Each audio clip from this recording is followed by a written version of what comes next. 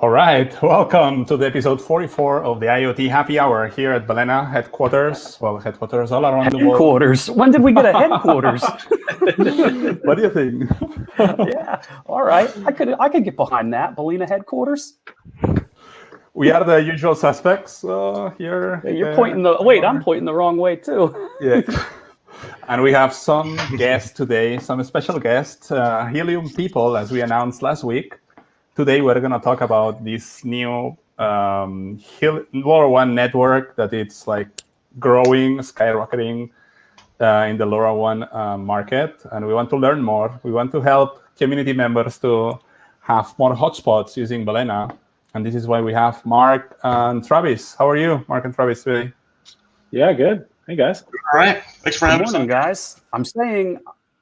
I'm saying good morning because I happen to know that they're both based in the U.S. Mark, you're the only one in Europe today. I'm on the happy hour time zone. You're on happy hour time zone. I'm actually still working on coffee, but that's okay. But let's give our guests a drink. Yeah, there you go. But let's give our guests an opportunity real quick to introduce themselves. Travis, you want to go first? Sure. Yeah. Thanks. My name is Travis Teague, and I'm developer growth lead over Helium Systems. And basically, my role over there is to help developers build applications out on our network. So we've done an incredible job, I've got to say, over the past year and a half, getting this network built up with the help of all of the people. You know, we have an incredible community with the Helium community. And awesome. Over 18,600 hotspots online right now. And so now we were just really pushing the development of applications to get companies, individuals, startups, building applications and using this network. So it's great to be on today. Awesome. Very cool. We're going to talk more about that, and I'm excited to learn all about it, of course, as well. But did you just quickly mention there's over 18,000 hotspots already? That is correct, and we have a lot more that are in shipment right now. So you're going to see that number. Yeah, we're going for skyrocketing this year. So very cool. Well, we're going to come back around to that more in a few moments. But Mark, you want to say hello and introduce yourself as well? Not you, Mark. I already know. I know this, Mark. I'm based out of the Boston area. Oh yeah, this one. Bottom. That one down there. Right on your screen. Yeah, my name is Mark Phillips. I run business development for Helium, so probably not the typical sort of guest that you have here on the happy hour. Hopefully, I'll try to fake my way through all the technical bits here. So as we were talking about before we went live, I've been at Helium for about 7 years now, which is eon. Oops. Uh-oh, did we lose him?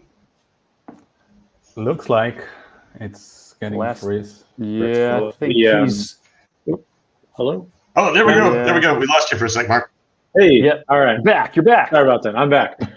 So in my role as head of BD, or business development rather, I get to work with people building network coverage. I get to work with people building sensing applications, and I get to work with people who are focused specifically on the blockchain piece. So it's a pretty fun job for me.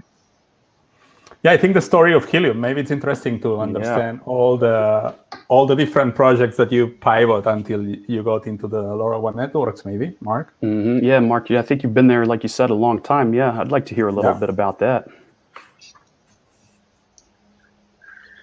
Yeah, so my Helium origin story, and sorry for the flakiness, I'll just blame it on my connection here.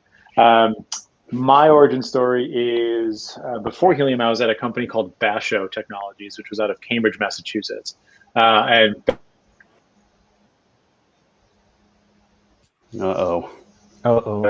Is he running his internet over Helium or yeah? Is he running? No. I'm not sure what I can do to make this better. Just kidding. Yeah, no, it's entirely fine. So I was at a company called Basho. It was a distributed database company, open source, Apache 2 licensed database called Riak, which is still out there. And one of the guys who co-founded Helium, his name was Sean Carey, was at Basho with me. And so he left with our current CEO, Amir Halim, and a guy named Sean Fanning. And he brought me over. This is back in 2013, 2014. But the genesis of Helium was actually our CEO, Amir, coming together with a few other people, the Laura jokes. Here we are. To build if we could push this sort of video over LoRaWAN, we would be doing something pretty remarkable. Yeah, you really would. So they built I think the application was foot traffic monitoring for retail locations, and so they had a friend who ran a startup who asked them for help with this, and they looked at Zigbee and cellular and Bluetooth and Wi-Fi and pretty much all of the wireless options, and none of them seemed to work. And so that's where the sort of genesis for the company came from. And so over the last 7 years, we've raised about 53 or 54 million in venture funding to date.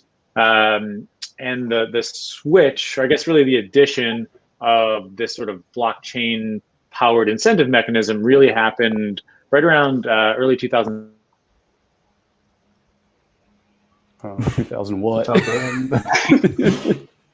That's a problem. That the important parts are always. Yeah, it's always right. This is not going to get annoying at all. I'm going to let I'll let Travis do most of the speaking. Yeah. Essentially, we looked at using the blockchain in 2017 to really help decentralize and distribute the network, and that has, we thought it would be successful, but it has.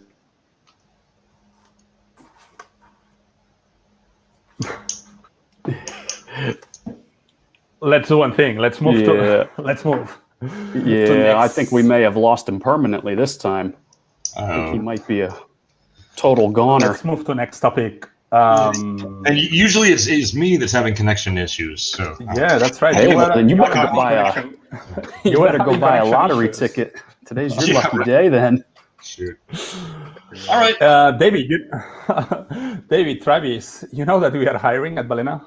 I was aware of that. Thank you, Mark, for the shout out. Let's get our URL on screen, and I'll drop it in comments as well. But I know that we have at least one, maybe two open positions last I checked. The one I have in mind is front-end engineer. There's also always on there what is called design your own role. And design your own role means exactly that. You can literally just tell us what your experience is, what you're passionate about, and tell us how you would fit into the team. And, certainly we'll evaluate and see if there's a fit for you. So, Mark, looks like you actually got the link already in. Thanks for that. And Travis. If I can jump in here, I believe Helium actually is hiring as well.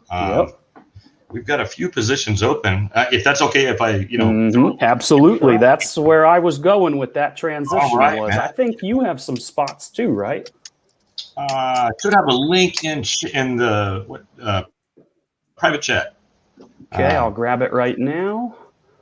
And I appreciate it. Drop that in for you. I'm also going to put it on screen for you too. Let's do this. Oh, nice. Appreciate Yours it. Yeah, we've got right spots there. open over here. And it's cool that you mentioned the kind of, design your own role. That's kind of how I initially got involved with Helium.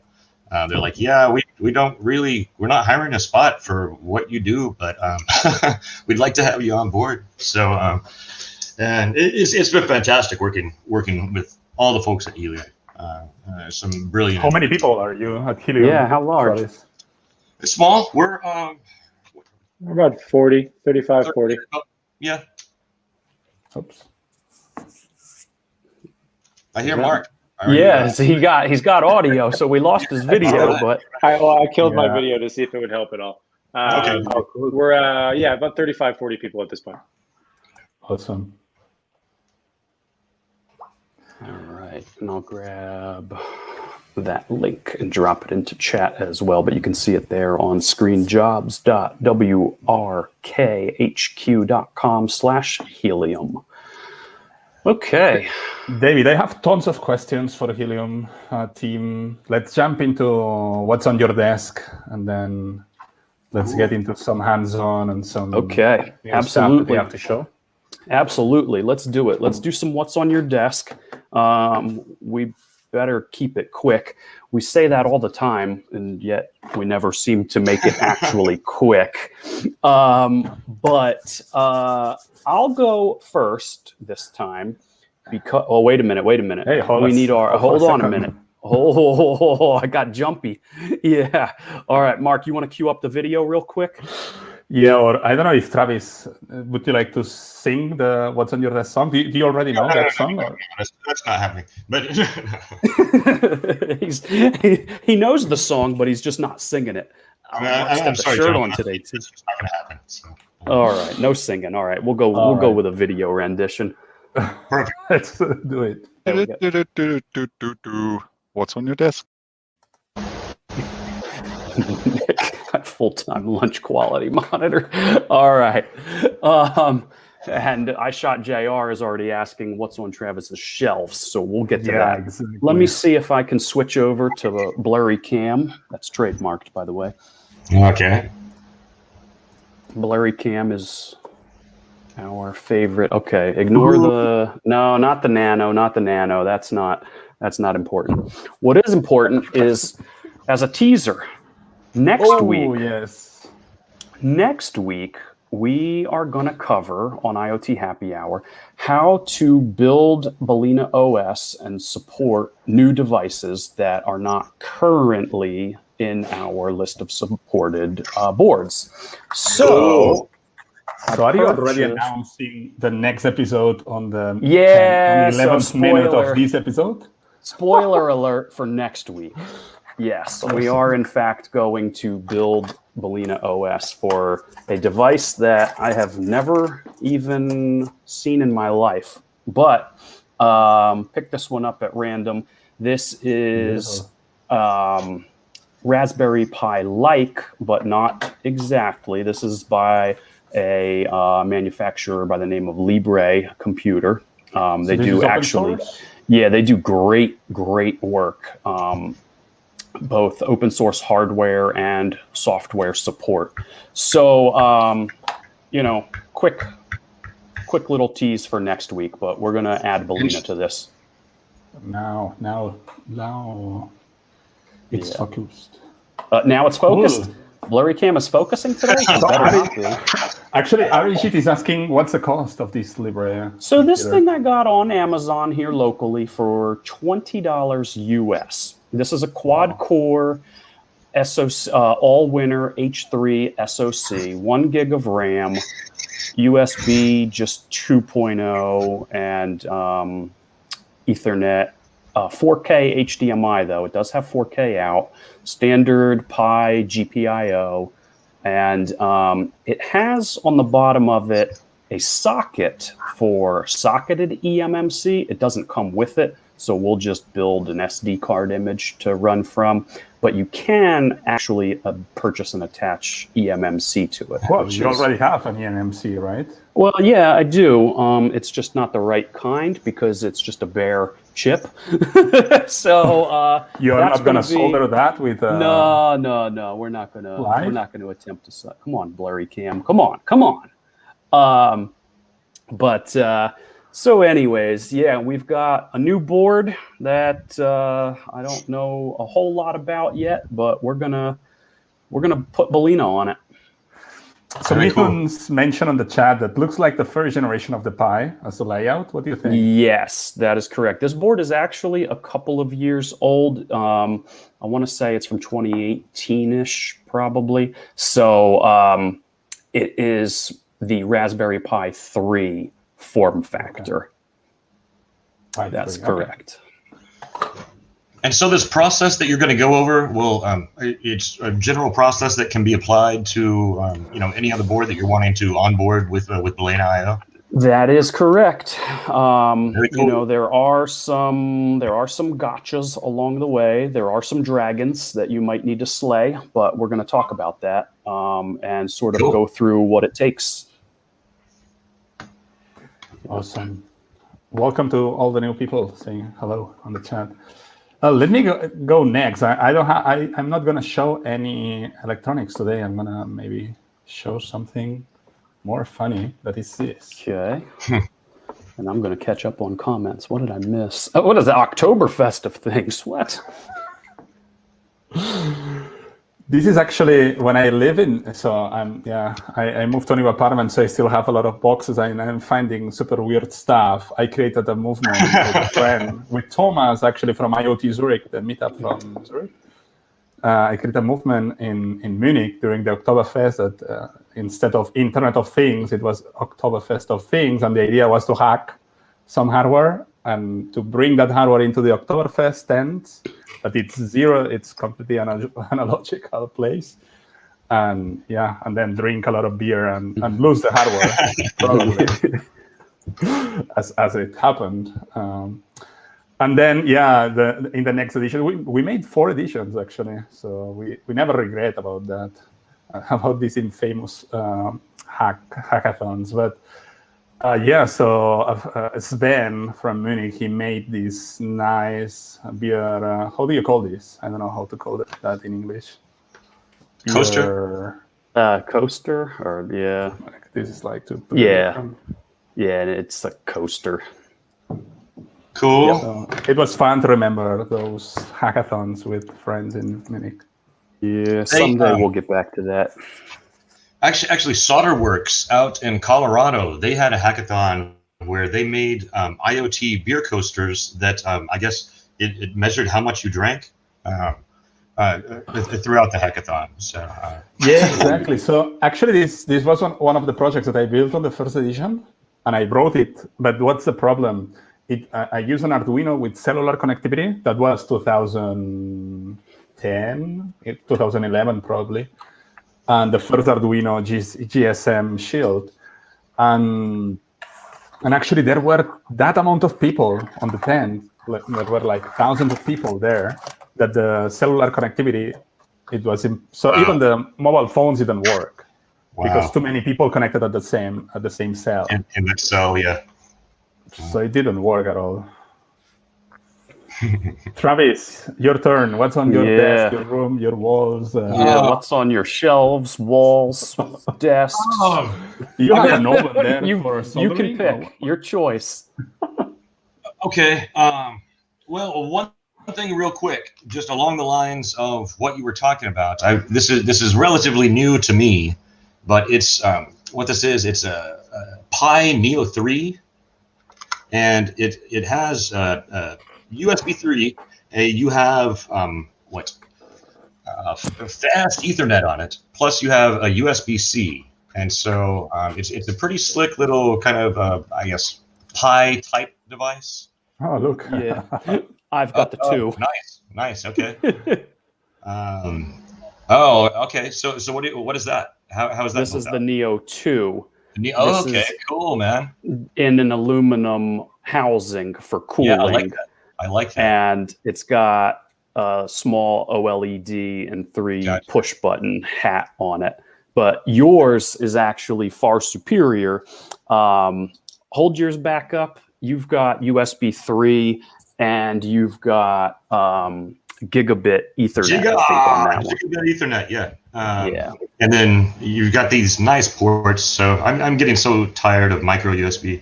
It's nice to see more things. And then you just have your micro SD card. And it's yours is way faster than mine. But my question is, so do you have that onboarded with Balena? And so do these Neo 3s, can I onboard these simply with that? There is a community developer who is currently building the Neo 3 image. Cool. It's on our forums. When we get underway and you're showing off some stuff, I'll go and find it and grab the link for you. Yep. Okay. So anyway, just since you mentioned that other one and building the image up, I wanted to kind of pull that out. But it can be done on my desk. I don't know what you want to see. I've got a bunch of junk. I got to start off though, which just not quite out yet. But we did an unboxing on Wednesday. This is the new Helium Developer Kit based around the Rack Whiz block, and it has everything in it. I've got to promo this. Sorry guys. Absolutely. Shameless plug it. Oh, there we go, right there, man. There we go, Mark. So this kit comes with exactly what he's holding in his hand, but you get two of them. You get two baseboards, two cores, and each one has your BLE and your LoRa stack on it, plus one of every sensor that they have for WizBlock, plus one that isn't released yet. So, which we kind of unveiled on the show the other night. But it's a nice little kit and allows you to build out the screwdriver. Yeah, it's pretty slick. Retail price $130, which I think is a steal considering you can build two devices, LoRaWAN Helium devices with this guy, or you can do protocol bridging, like BLE to LoRaWAN. And so any BLE device, you can kick back over there. So yeah, that's on my desk just because I've been over the moon about that lately. Yeah. This I've been playing around with lately in a few different renditions. This is a keyboard featherwing by Is that a BlackBerry? No. It is actually a BlackBerry Bold keyboard, but Arturo 182 designed this. It's a featherwing, and so on the back you have a feather format, which this is the new SparkFun LoRa board that I've been doing some work on, which I think has one of the best model names I've seen. It's called the Explorable because it has BLE, like LoRa BLE. Yeah, I thought that was cool. But this is a little feather format board, which also, there you go, the USB-C. And you have backlight on your keyboard. This is a touchscreen display. You have a clickable 5-way button, and then you have 4 buttons here. And so been playing around with this on the Helium network. I'm doing MQTT based kind of messaging. So we've been playing around with that, and I think that's going to be my next cell phone right there. Shit. This I don't know if you played with the M5 stacks, but basically they come with a case, and you can see here that you stack them up. So there's a GPS module on the stack. There's a LoRa module on the stack. You have all these breakout pins around it. I believe the new ones, this is an old model, but the new ones have touch screens on them. This just has the 3 buttons, but you can do a lot with 3 buttons. And then this has the Faces plate on it. So you have a, unfortunately, not backlit keyboard, which is just insanely frustrating sometimes. But we're kind of messing around with doing the same type text messaging over the Helium network, using that stack, the M5 stack. Cool. And Travis, yes. I think that you have a balena fin since a long time ago. Tell us more about your experience. With Mark asked if you have a balena fin around that office. Yeah. Yes, I absolutely do. And I believe I can switch over to a cam view of it, maybe. Let's turn that guy off. Let's see. Yeah. So I kind of hacked this. I took a lot of this apart last night. What is this? But what you can see, this is the balena fin. You've got a touch screen, or just a 5-inch touch screen up here, and then you have. I have this kind of set up so you can just plug it in, just straight into the wall, right? And then you have a DIN rails along the back, and this breaks it down and then feeds in. The way I'm powering this spin is actually through this GPS breakout board on the back, and I'm just patching in a 5-volt from these DIN rail power lines, right? And then if you can see, if I can rotate this on top, you've got. Oh, don't drop it. Yeah, I'm trying not to. It's kind of heavy. Don't drop it. You've got an N-type breakout, and then you have for cellular backhaul, you have one of these. What are they called? Shockwave towgless antennas. I thought it was and just the handle to carry it. A nice. Over here is a little. Well, it's a NEMA case, and so it's meant to be thrown in the field and then kind of just left there. But this is a door switch, and so whenever the door is closed, it kills power to your touch screen and puts it into a different state. So yeah, then you just have a little powered hub here at the bottom.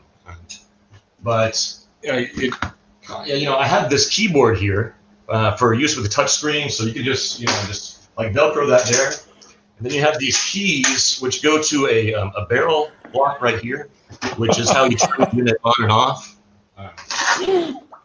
But yeah, This is insane.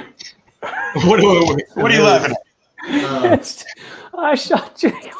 Is this a LoRa war driving setup? This thing is remote. Oh, no. But if you would like to talk about war driving, I'd love to talk radios. Oh man. I've run the local, like the Greater Houston area Hackster Hardware group for about 6 years now, and because of that, I have to go downtown to run this group, and so a lot of my stuff needs to be mobile. And actually, I have this thing that people started calling the coffin because it's a huge tool chest, and you'll see me walking downtown Houston just dragging this huge. You could get arrested. You better be careful. Yeah. But that kind of gets you to where you have a lot of stuff like this, where you have handheld meters. This is an RF Explorer, which is very handy when you're doing radio LoRaWAN, testing in the field.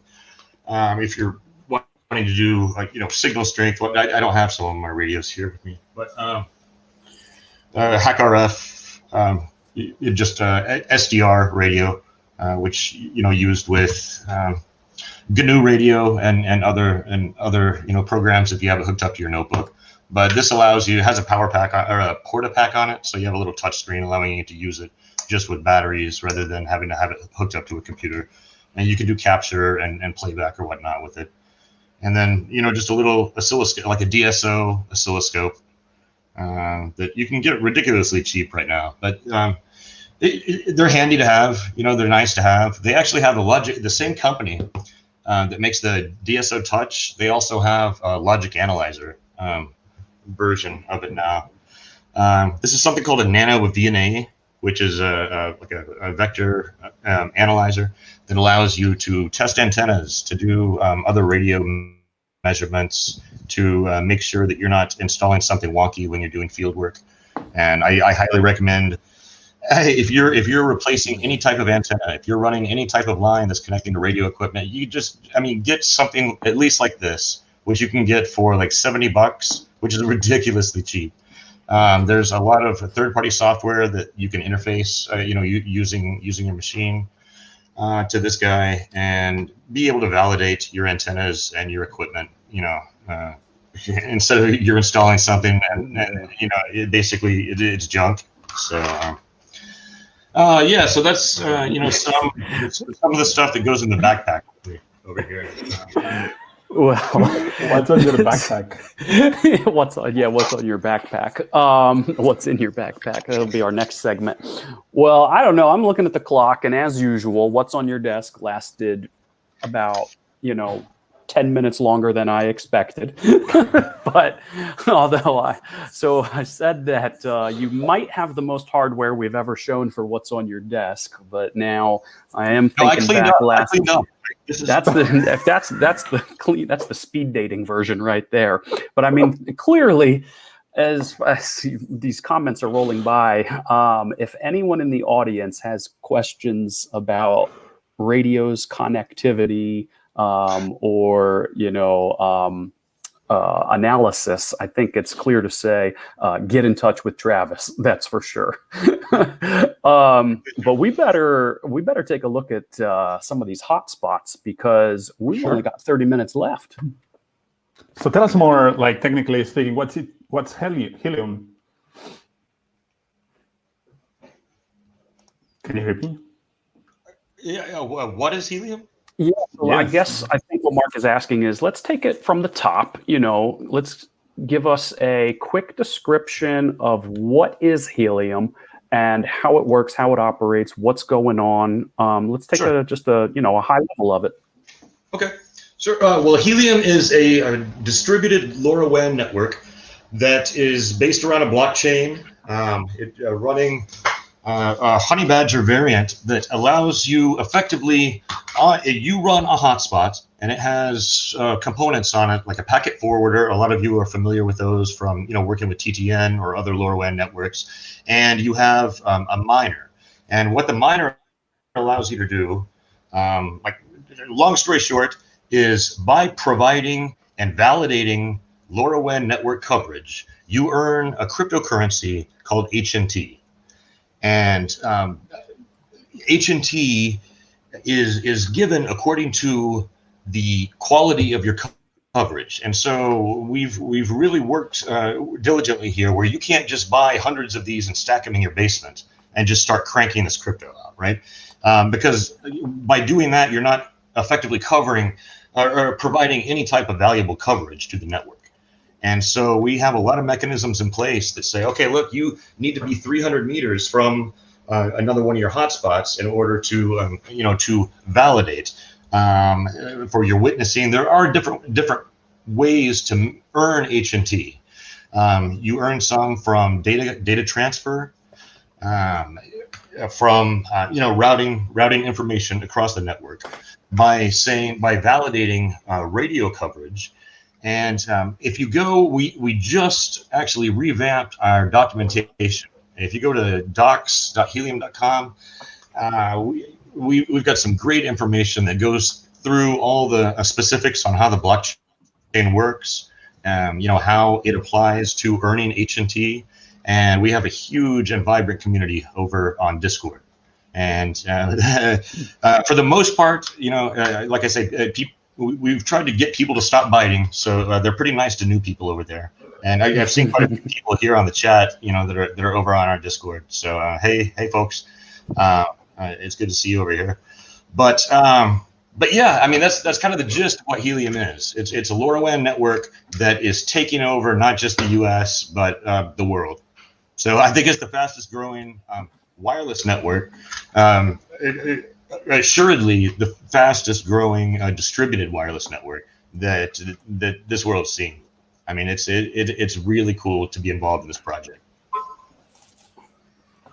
Okay, look, Arijit just put the finger on the right place. So we have do-it-yourself hotspots with Balena for Helium for Europe and US regions. How we can introduce new regions? What do you recommend? How we can introduce what? I'm sorry. Regions. Introduce new regions, LoRa regions on the hotspots. Okay.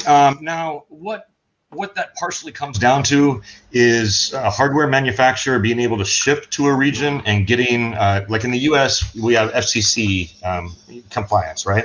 And so you get certification on a radio or on a radio-based, module device in order to, to operate that, to sell that in that region. Now, once a hardware manufacturer says, yeah, we can, we can sell to this region, it's not hard for Helium on our end to turn that region on and allow that on the network. It really comes down more to local regulation. But there are a number of countries now that we're rolling out with. We've now opened up to third-party hotspots. We're no longer producing hardware. Helium isn't. And so there are actually a handful right now of third-party manufacturers that are producing Helium-compatible hotspots gateways for the network. Actually, I'm leading with questions from the chat. So I showed JR is asking that he only could make it work, but how the project progressed. Maybe. Okay, let's do it. Let's go one step. So one step before. So before summer, you opened the alpha program to enable do-it-yourself hotspots to onboard on the Helium network. How was that experience? Let us know more about that experience. It depends who you ask. That's the answer to everything. Yeah, but the purpose of the alpha, and this was kind of lost a little bit along the way, but this was never just an across-the-board invitation for people to join alpha. It was something that we wanted, dedicated Helium users or DIYers to become a part of this program and give them one code each, to test through the process and allow Helium on our end to test our side of things. And for that, it worked very well. Through that program, there were a number of bad actors that were discovered and we learned a lot through this, right? When alpha shut down or closed, it's still, all of those are still running. That came through with alpha. If you have an alpha code that you got from me that you haven't used, it will still work. But and I'm sorry, JR, that you weren't able, I guess, after speaking with us to get that through and working. But I don't know. We didn't have many problems really with the alpha program. If that's what you're talking about, if you're talking about non-alpha or not the cloud mining, then that may be something. Well, maybe he's also mentioning that it was not like the one-click installation, but it happened as well with the things stack installation that you need to set up things. So gotcha. I understand to set up the miner, you needed to create all the miner location and all of these, but that's normal, right? Because you have to configure the miner properly.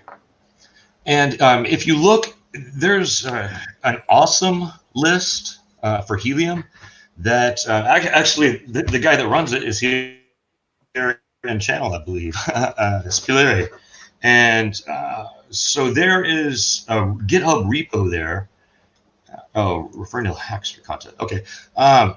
Well, there's a GitHub repo by Pasta Gringo that has a balena entry there where he has instructions on just cloning over, and it has the one-click, button within your repo there. I can pull this. I'm gonna paste it in the chat. Mark I have placed it in. Yeah. Give me a sec. So actually, and actually this is gonna answer as well. So I just pasted on the chat. Okay.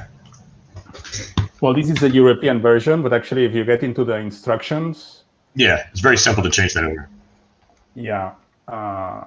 You can change the region, actually. Maybe this README, it's not correct at all, but I'm going to check. But if you check this one, this one. And the last time I ran that through, it pretty much just straight up, it was one-click working for me. So I haven't done that in a while now. So, don't hold me to that. We can retest it, make sure it's still but it was very smooth last time I ran through that one-click integration there. So actually for US versions, I would recommend this one that I PR yesterday to have it on Hub.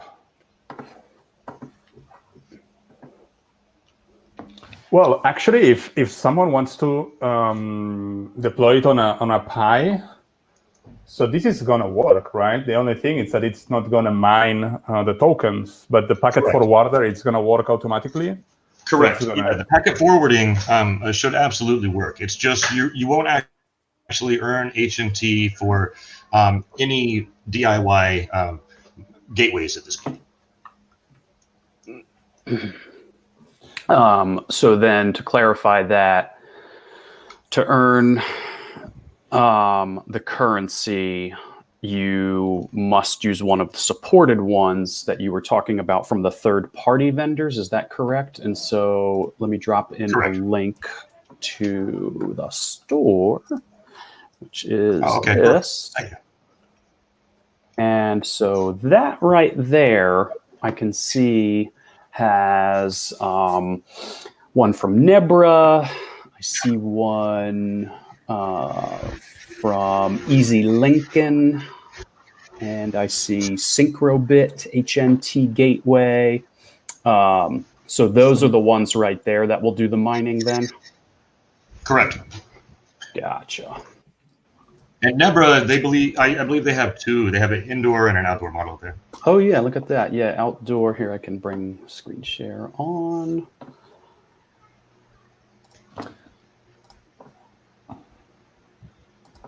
If I can figure it out. Let me share my screen. There we go. Yep.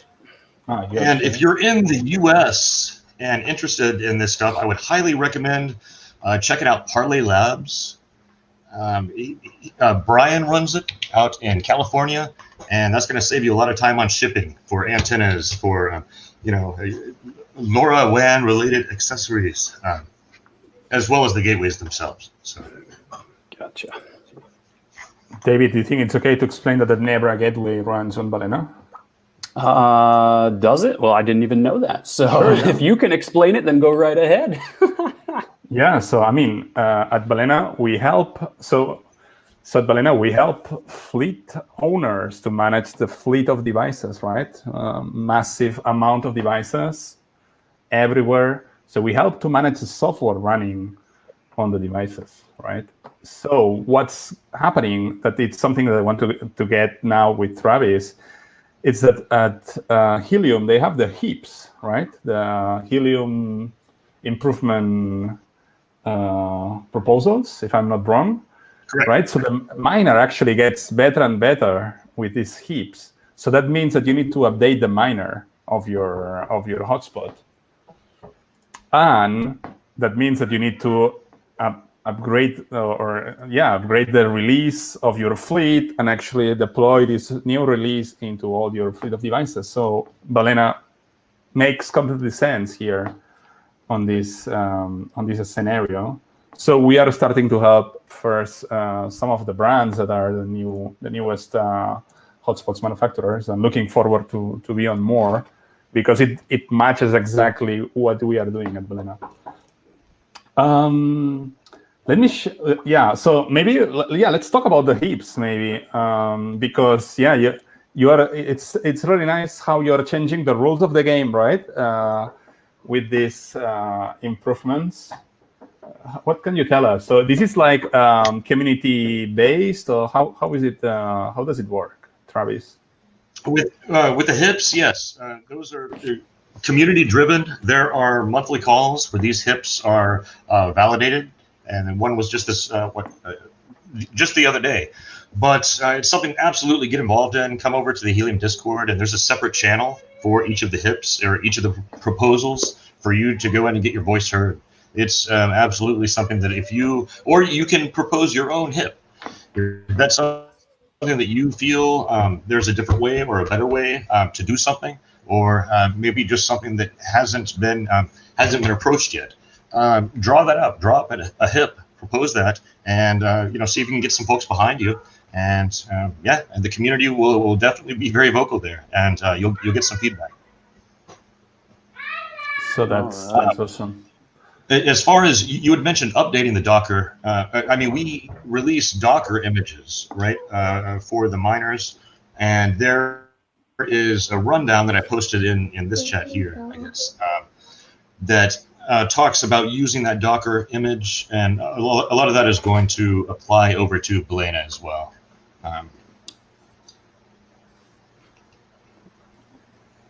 Sorry, I got some visitors. All yours, David. Well, I see we had a couple of questions come in, so let me grab these real quick from the community. iShot JR is asking, seems like the non-DIY units are always on massive back order. So we'll have to, I got to ramp up production over there, I suppose. Nick is asking, what site did you mention that would ship faster? Do you know of any of these that are ready to go, in stock? No, that's not actually going to ship faster. It's just if once they have it in stock, then it can save you a couple weeks not shipping over from China. But gotcha. If you let me go ahead and post this through to you. Yeah. And then Parlay Labs is the name. Oh, who was the name?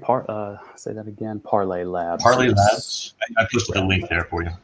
Okay, grabbing it right now. And dropping it in. Next question comes from Charles. And what is the average HNT monthly mining between the indoor and the outdoor versions from Nebra? Is it more important to have outdoor coverage with antennas? I mean, obviously, range would be superior, going outdoor plus antennas. But does that anyway impact your mining? Now, all of these are going to be pretty much the same as far as mining HNT is concerned. Now, yes, if you have a highly elevated, 5.8 or 9 dBi antenna, on a mast, then yeah, you're going to get better coverage.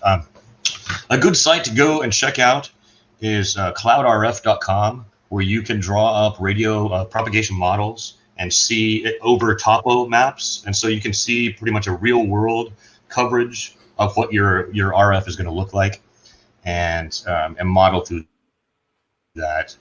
That's just cloudrf.com. Cloudrf.com. Gotcha. I'll drop that in. It's a good site, and it's based on open source software, but they add the all the web interface on top of that. So. All right, awesome. Neat. At the end, my recommendation for people who is using, first of all, in the community, I have seen a lot of crypto freaks. I don't know if that's okay to tell that, and LoRa enthusiasts. So it's good that each one was expert on each topic, right? And they didn't. So the good thing is that try to learn both topics. So if you're a crypto freak and you want to get into Helium, just learn about LoRa. And yeah, if you are expert on LoRa, you just need to understand the heaps and play with that rules. If you understand those rules, then those are the game rules, right? So my recommendation to all the crypto freaks that I am in some communities here in Spain, etc., is learn about LoRa, learn about how this radio frequency works. And when you know how it works, get into Helium, learn what are the rules of the game, and just with all the radio frequency stuff, play those rules, right? Yeah, I mean, and I think that as things progress, people who have been, I guess, gaming the network, it's not going to be effective anymore. Well, so on game rules, I didn't want to mean that to gaming the no, network, I understand, but yes, if you learn the rules and you learn how to do proper gateway spacing and deployment, you can absolutely maximize the HNT that you're earning. It's something that a lot of conversations go on our Discord about that, and it's something that can absolutely be optimized. So. Yeah, but I mean, it seems to me like that's not necessarily, we don't have to get in the weeds of that, of gaming the system or not, but if you're maximizing your coverage, I mean, and if you have proper spacing, proper antennas, you're doing what you are really being incentivized to do, which is expand the reach of the network. That seems to me like that's a good thing. So I'm not entirely sure that that's really gaming so much as being incentive, that's not gaming at all. No, that's not what I meant by gaming. That's not gaming. Okay. Gotcha. Well, then I don't know enough about it, and forget it then. No, and you will be properly and fairly rewarded, through the system, through the blockchain, with HNT by optimizing your setup.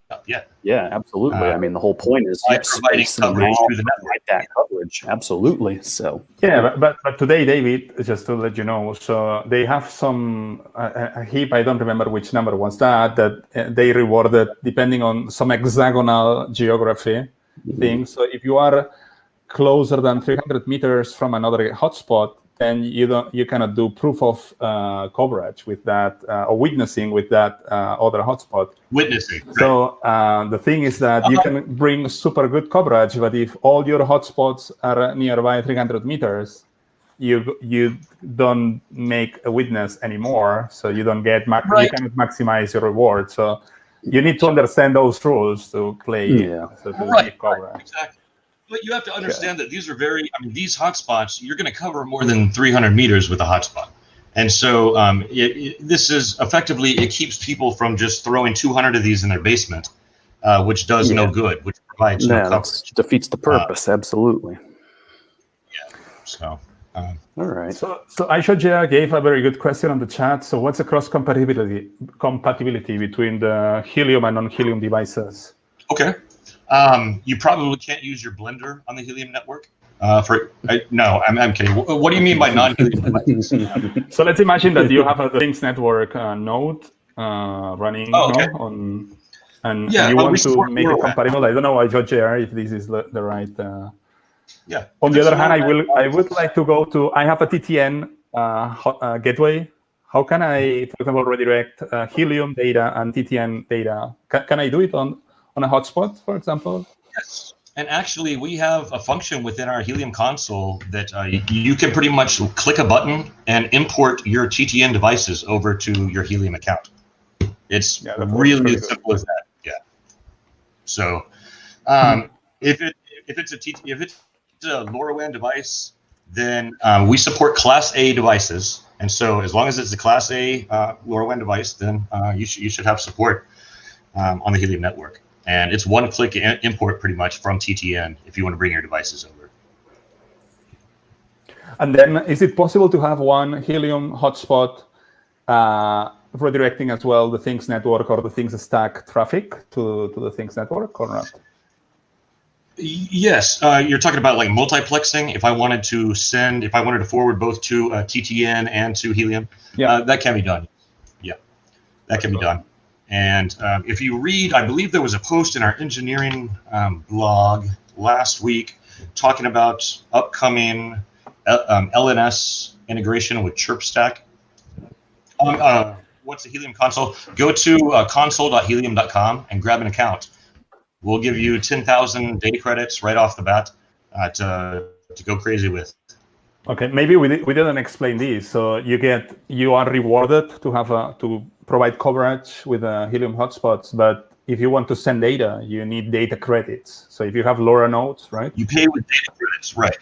Which is ridiculously cheap. We have a calculator up on the site. It's the amount to run if you have one device sitting at 5-minute intervals for a year. It's well, don't get me lying, but a couple dollars. I mean, it's so much cheaper than cellular, and for most other like MBI IoT LoRaWAN implementations, it's very cheap. So you spend $20 getting data credits, and you just don't run out. So I mean. Yeah. Do you have something? So can you share it? So you have something prepared to show this console and sending data from a node? Yeah, sure. Or Absolutely. Yeah, maybe before that. Meanwhile, you prepare that. I'm going to show that we have Balena Hub. If you don't know what is Balena Hub, it's an app store for IoT and edge devices. So on Balena Hub, we have the first Helium applications. Actually, we have, let me get here. I don't know where is this window right now. We can see it. I can see the hub you have up on screen. Yeah. I can see all of the apps that are in there, like Screenly, Birdwatcher, Balena Sound. But I also see two new ones that I don't recognize. What are those two new ones, Mark? So the two new ones is Helium, the European flavor for the rack 2245 or with LoRa concentrators compatible with SX1301. Okay, like the 2245. And we have another one made by this community user from Helium and Balena. That it's the Helium European version for SX1302, that it's the rack 2287, which is the latest rack LoRa concentrator, which is actually the one that it's on most of the official Helium hotspots. And yeah, well, I'm waiting for some PRs to get accepted, so we will be able to put on Hub as well the US version as well for the SX1302. And and Arijit, if you want to create the India version, feel free to do it. As the alpha codes are not, so as the alpha program is not able anymore, So yeah, the only thing that you can do is to have a LoRa packet forwarder that it's fun enough to play with. So I think it's a cool application to just play with LoRaWAN, even if you cannot get any token. Absolutely. And another way to look at it is, I mean, when people are playing on TTN, you're still paying for your own hardware, and you're not making money on that. I mean, I don't know. I think a lot of people kind of came in with the expectation that you're supposed to be paid for. I mean, this is something new that Helium is doing, right? And that's why we've been able to really kind of, in my opinion, revolutionize things here, and have over 18,000 hotspots, in the course of a year. Whereas if you looked at TTN, they just weren't able to get a foothold in the States, like they have been overseas. So I don't know. The same equipment can run. If you have a packet forwarder that runs TTN, then you can easily. I mean, I guess pretty much one click, balena this over to a Helium packet forwarder setup, and and then your device is supported by all of these thousands and thousands of hotspots all over. And so you drastically increase your coverage by jumping over the Helium network. Would you like to share your screen and show some of the stuff of Helium, Travis? Absolutely. I want to see one of these in action. And I need to figure out what hardware I need to buy in order to make mine go. The rack, you said 2245? Oh, 87. No, 87? Yeah, the 87 is a much lower powered device here, if you can see that. But it runs a lot cooler. It has a lot lower power consumption as well. Well, let me see if I can share my screen here. There we go. And okay. We might need to add it. Yeah. Oh. Maybe. Okay. You add it. I add it to the stream. There it is. We got it? Yep. Okay. Welcome to Helium Console. And so here's just some getting started tips, links over to our documentation, some videos, which helps to get going. But if we go over to devices, I don't even know what I have running over here. Find out. Anything. This is what you have. Yeah. So these are going to be like GPS mappers. These are a company, Digital Matter. They have these devices called Oysters. And I used to use it when they with the GPS with Sigfox like 4 years ago, and it's super amazing. Actually, I found my car when I park in Pamplona because I had one of these on my car. I was completely lost. So this guy, you can see my screen, and I can. This is let me turn this on, I guess.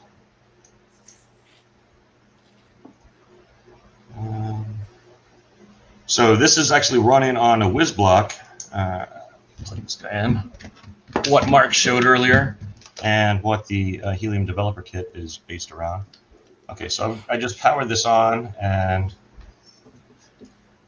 give that a second. And while I'll let this run, and while it's doing that, I'm going to kick over to the camera just for a second, so you can see what the device is that's running here. Maybe. What's that? So that's the Oyster? Or? Is my camera coming through now? Yeah, it's a little blurry on my side. Well, but, we're just going to be blurry then. It's down this is the whiz block right here at the bottom. It's got an OLED screen on the front, and then this is just everything else is just breakout stuff I have kind of going. But you can see the GPS antenna over here, and now I'm going to share my screen again and show you what this does on the other end. So, you stop sharing. So you should at this point be able to see my debug over here. Yeah. Yep. Okay. Let's try to. And there so I'm in the middle of the house. I don't have a GPS lock right here, but you can see this is our join request from a device. And once this, I should be able to get a lock in a second. We'll see a channel payload going up. And at that point, then we can go through to the integrations that we can see that we have linked. This is a new integration, actually, that we just released yesterday with UbiDuts. And cool. So it's very easy. Here you can see the the data moving through, and okay. And this is the hotspot that it's actually going through. This is the one it's over here. It's on the top of my house. You got the fluffy rose cyborg? Yeah, but it gives you some radio numbers, and the red means it's not passing through an integration yet. And there's okay. Here. But here we have a channel report up, and I can hit my integration. So, no, not yet. But let me show you what I mean by integrations. Let's jump over here, and what I can do, and these are what we call pre-built integrations. So Helium Cargo is our mapper. So I can go to cargo, maybe if I can type, and this allows us to see on a map not just the location of our devices. Well, it's public. This used to be an internal tool, but now it's a public tool, and you can see the location in real time of your mapping devices. And we also added recently the community map, and you turn this layer on, and it will show you actually like feet on the ground hex coverage, where people have gone through and used devices like this to map where the coverage is, like where coverage exists. And so these hexes that come through here in just a moment that doesn't mean that's the only place you have coverage. That means that's where coverage has been validated and verified. Verified, yeah. And so on this device that I just showed you, on this OLED screen, I can see that I've got a GPS lock and show my lat long over here. And so I should be able to, I'm not pushing through cargo. Real quick, all we have to do to do this would be to say, yes, I understand this is public. Oh, live demo? Wait a minute. Say your prayers. Well, okay, no. You get the idea, though. And so I can click on one of these guys, and it's going to show me, where it's located. My net's lagging a little bit over here with the video going on, but and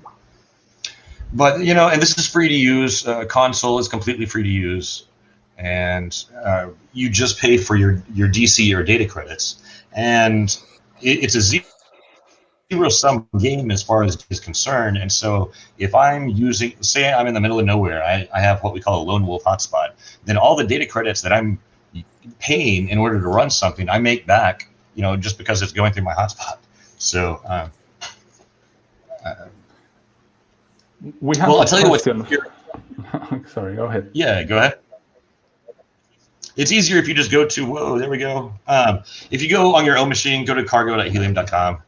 This is, my internet's kind of hating me right now. So, what other questions? Yeah, we have this question. If you want to do a cellular backhaul, that's something that I've done with like the Novas, those little Nova units that you can buy. Now, the thing is, you can't use those on, I guess, some of the third-party official hotspots. You can't just plug any USB device you want in those, right? But if you're doing a DIY packet forwarder, you have the flexibility to do a cellular backhaul. And actually, on balena.io, they have a great blog talking about using, I believe it's the Nova, the Nova cellular device, USB device for. I think the blog was talking about optimizing your data transfer over the cellular network, so you're not just burnt. I woke up one morning to a $500 Nova bill. Oops. Yeah. So be careful. Be careful. Just make sure you're not accidentally updating a system over cellular. With some script you have running. Yeah. But Novas they work well, and they have UFL ports on them. And so if you want to get I'm a big fan of Taugless as far as an antenna manufacturer. manufacturer. Unboxing, They David. have these guys, which you may see on a lot of police cars. These they screw down. You've got an O-ring here, and so you can screw onto the back of your trunk. And it's a wide range antenna, like a large range antenna as far as the bands on it. So you can do LoRa where there's no WAN. Yes, LoRaWAN is actually a messaging protocol that sits on top of LoRa. And so you can absolutely run LoRa, you can run point to point. But a lot of what makes up LoRaWAN is going to be your messaging, your encryption, a lot of the niceties and the routing associated with that. So, but yes, you can absolutely do that. And there's some cool projects. If you look at what Disaster Radio is a neat little project. One called what is it? Meshtastic, I want to say, is another cool little project. Which actually will interface with your mobile phone. You can also do a text device, but you can run it on devices like these guys. This is a LilyGo, and this actually uses this is a newer version. This is running the SX 1262, and so I've been working on getting this guy going. But this just has a little UFL. You have this. You have your GPS. You have your LoRa radio. You have a little OLED screen, and then this connects to your cell phone and allows you to do messaging and group messaging with, if you're out skiing or hiking or doing whatever, with a group of people. So, yeah, you can absolutely do that without running a full LoRaWAN stack. I think we are 5 minutes over the. Oh, we're way past top of the hour. Okay. I have the feeling that we were a little bit messy with all the content, but we got too much excitement from the chat, from Travis, from me, we lost Mark Phillips and nobody cared. And he didn't return. Yeah, I hope he's okay. Yeah. But I think this episode was a blast. I think this is what's going on today on Helium. It's super crazy. We're growing. Yeah, this might be, I don't know. I think this might be the highest quantity of devices actually shown. Travis, you may have set the record for not necessarily just during the What's on Your Desk segment, but throughout the course of the show, you showed about 100 or 200 discrete devices. So you may have the new world record. And we didn't even get into the Odia and the other stuff I was showing kind of pre-call with you guys. So, that's gonna be everything I planned to show, we didn't get into. Well, that's all right. I mean, obviously, we'll be happy to do a follow-up show. One last thing, because this is cool for use with Balena IO. I just got to say, this is just a little Pi, like 3D printed enclosure with the touchscreen, and you can use almost any of the projects in Balena a hub, with this guy, and it just sits on. You can take it with you. This just backhauls off of my cell phone, so I can take this with me to demos and have like Grafana running on it, or whatever. Have a touch screen and just put it on a table. People can check it out. It's going through my cell phone, and it's just one click. Using Balena IO. And with a new hub, so that's hella cool. It's a mobile Balena Dash. It's a Balena Dash hotspot. How do we get in touch on Discord? My name's TT on Discord. TTAGUE. Do you have Mark? You and I'll do wrap up for the episode, and in the meantime, Travis, will you grab the invite link for your Discord, and we'll drop it into chat there for them. Oh yeah, no problem. Yeah. Would you like to wrap up, David? Yeah, I sure will. So we saw about 1,000 devices all across the Helium spectrum. Thank you, Travis, for showing those off.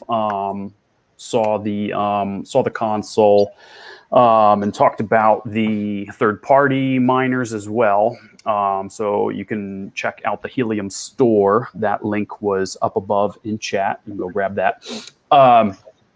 Next week, we are going to do an episode devoted to building Balena OS for random device types.